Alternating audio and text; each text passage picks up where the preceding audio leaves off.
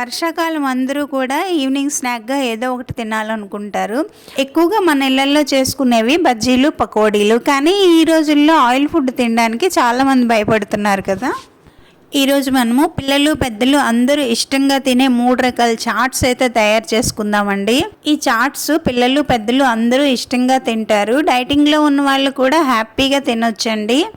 మొదటి దానికోసము రాత్రంతా నానబెట్టి పెట్టుకున్న దేశీ శనగలను కుక్కర్లో వేసుకొని కొద్దిగా వాటర్ వేసి ఉప్పేసి స్టవ్ని మీడియం ఫ్లేమ్లో పెట్టి 5 విజిల్స్ కొట్టించాలండి. చల్లారిన తర్వాత వీటిని స్ట్రెయిన్ చేసుకొని ఒక బౌల్లోకి తీసుకుందాము.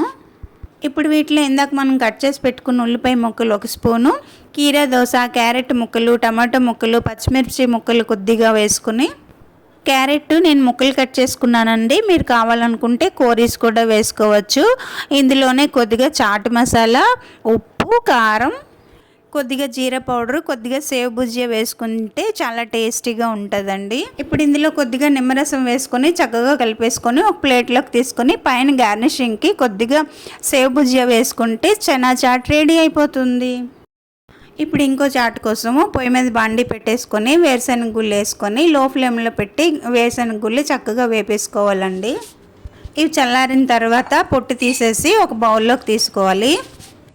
అక్కడక్కడ పొట్టు ఉండిపోయినా ఏం కాదండి.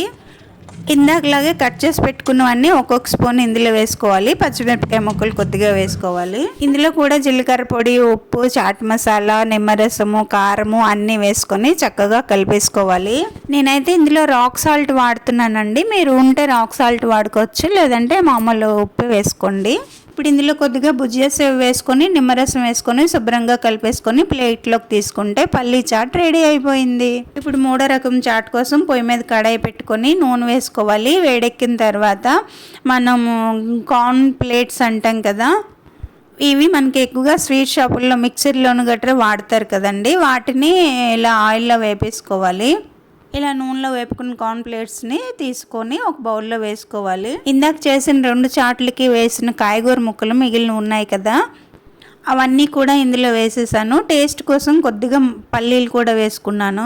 ఇంకా ముందులాగే యాజ్ యూజువల్ ఉప్పు, కారము, జీరా పౌడరు, చాట్ మసాలా వేసుకున్నాను. కొద్దిగా సేవ్ వేసి కొద్దిగా నిమ్మరసం వేసి శుభ్రంగా కలిపేసి సర్వ్ చేసుకున్నాను.